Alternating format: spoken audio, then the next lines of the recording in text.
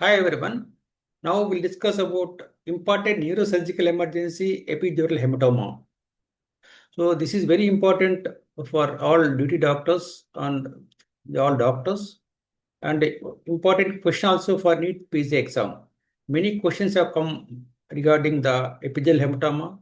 What are the causes of epidural hematoma?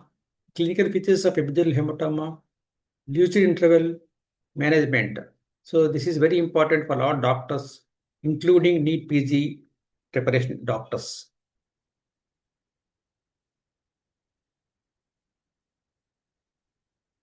So why does EDH matters? It is neurosurgical emergency, one of the surgery that gives gratifying results if done quickly. So if not treated emergency basis, it will lead to rapid neurological deterioration and we may lose the patient also. The good thing is it's potentially reversible. The earlier the treatment, the excellent outcome. So here that time is brain in case of EDS surgery. So usual clinical scenario will be head injury followed by a brief loss of consciousness and again patient regains consciousness. That is called lucid interval, and after that again he loses consciousness permanently. So a brief regaining of consciousness between the two episodes of loss of consciousness is called lucid interval. So by definition, the blood accumulation between the skull and dura is called extradural hematoma. It is extraaxial hemorrhage, means the bleeding accumulates between the dura and skull. It is usually arterial nature, mainly from the rupture of the middle meningeal artery. Most common reason is trauma. So relevant anatomy is very important to understand the pathophysiology of the extradural hematoma. Terion is the weakest part of the skull bone. So when you see here, the terion is junction between the four skull bone, frontal, parietal, temporal, and sphenoid. These four bones, they meet here and they form head-shaped structure called terion. So when you see the terion here on the lateral side of skull bone near temporal region, and beneath the terion lies the middle meningeal artery. So when you see the terion, inside the terion, the middle meningeal artery passes between the terion and the dura.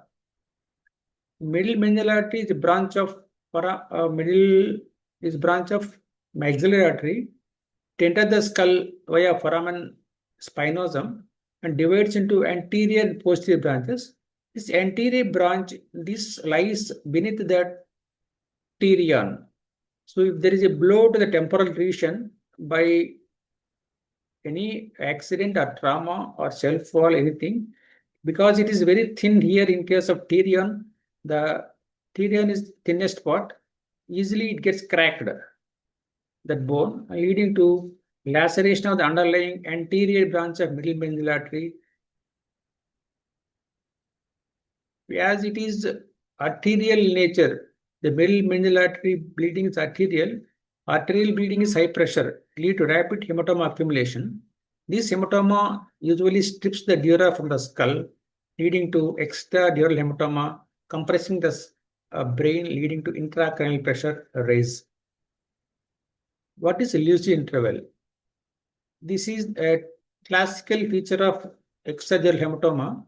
Initially, there is a loss of consciousness immediately after trauma, followed by patient regains consciousness for a brief period, maybe seconds to minutes. Again, patient loses consciousness. So in between two episodes of loss of consciousness, there is a brief period of regain of consciousness. It is called lucid interval. Lucid means clear, means consciousness is clear. But this is seen only in 20 to 30% of EDH cases. So in 70% of cases, you don't see lucid interval. The absence of lucid interval does not mean absence of EDH. It will not rule out EDH. Coming to clinical features, ranging from headache, vomiting, drowsiness, and ipsilateral pupil is dilated. Why is ipsilateral pupil dilate? The anatomy is very interesting here because the hematoma accumulates near the temporal region. The medial part of temporal lobe is called uncus. The hematoma pushes the medial temporal lobe or uncus towards midline. So there the third nerve, oculomotor nerve, lies between the uncus and the tentorial insula because this uncus compresses the third nerve against the tentorium. The third nerve compression leads to dilatation of pupil. So if you see any patient with one side pupil dilatation, also called anisocoria, pupillary asymmetry, one side pupil is normal, other side is dilated. So whichever side is dilated, there pathology lies. The moment you see the pupillary asymmetry or ipsilated dilated pupil, it is life-threatening condition. You should act immediately to save the patient. And the patient will have contralateral weakness because compression of the corticospinal tract leading to weakness of the opposite leg and arm. The CT scan is the easy diagnostic method of choice here, not MRI. So we usually CT scan is indicated in case of trauma. The reasons being CT scan takes less than 1 minute and blood is easy to diagnose by CT scan. And you can see the even skull fractures in case of CT scan. So when you see any trauma patient, you should go for or order CT scan, not MRI. In trauma, CT scan is a modality of choice, not MRI. Coming to CT scan appearance, the appearance of EDH is biconvex or lentiform shaped, lens shaped appearance. It is hyperdense. Hyperdense and CT scan is called white color. If you see any white color CT scan, it is called hyperdense.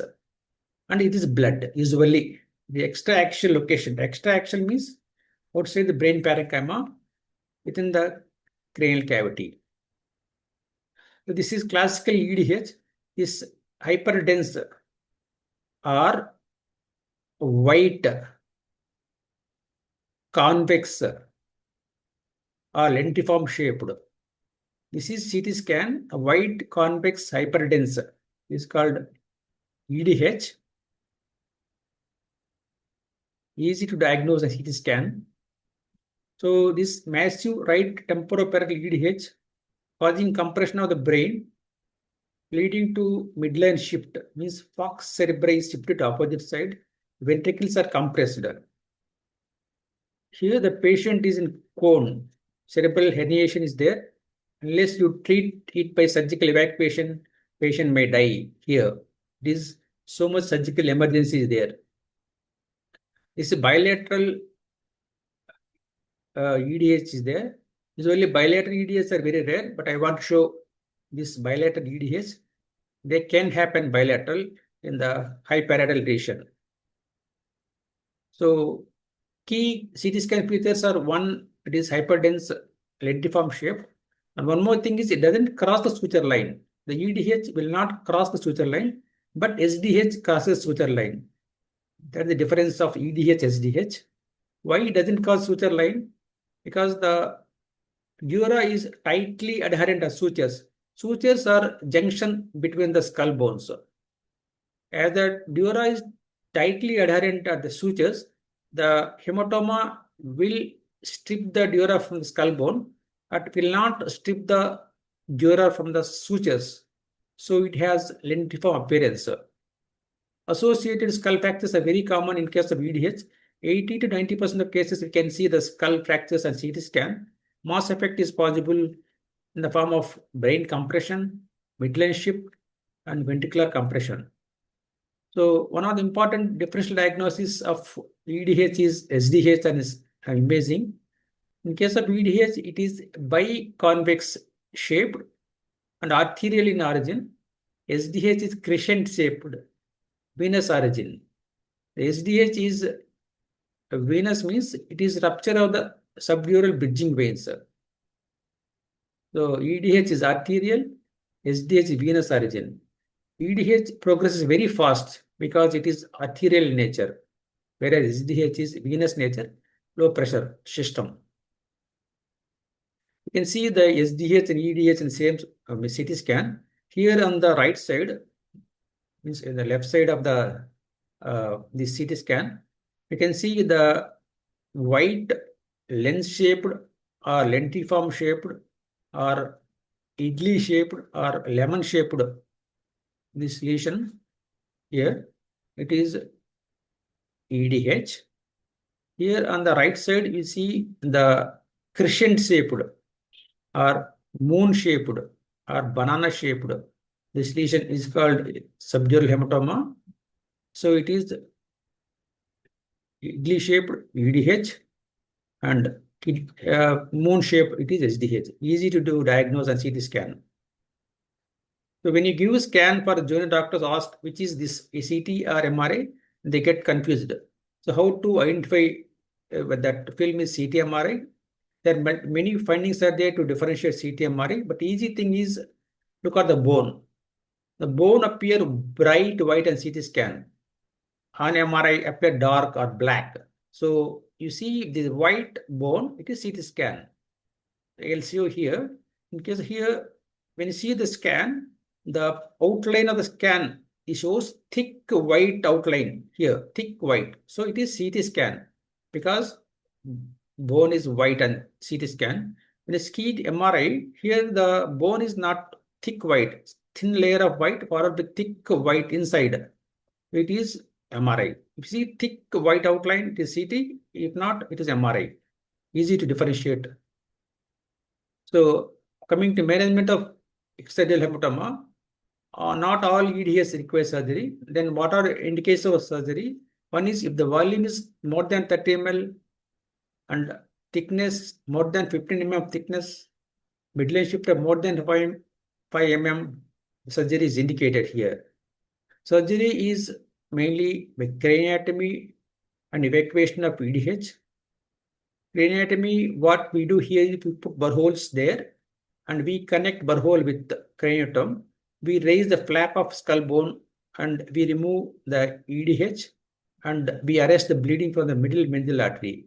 So burr holes usually not sufficient as the clot is very thick. Burr hole will not evacuate completely and difficult to the control bleeding also. So we need craniotomy, full length craniotomy, not burr holes in case of EDH. So far we know many things. What are very important is EDH is usually arterial in nature from the middle meningeal artery. Classic loose interval is seen only in 20 to 30% of cases. CT scan shows biconvex lens-shaped lesion. If there is a pupillary asymmetry or anisocoria, it is dire emergency, a life-threatening condition, you need to act fast. Early surgery has excellent outcome in case of EDH surgery. EDH kills by brain compression, not by bleeding. So time is brain in case of EDH. The moment you see any patient or trauma patient with pupillary asymmetry, you should act immediately and get it investigated by CT scan, and he may need surgery, emergency LC. The earlier the surgery is done, the patient will be better because the underlying brain is normal, only extradural compression is there. When you relieve the extradural compression, as the underlying brain is normal, can save the patient. So this is the extradural hematoma. In the next video, we'll discuss about subdural hematomas. If you find this video helpful, please subscribe, share, and comment. Thank you.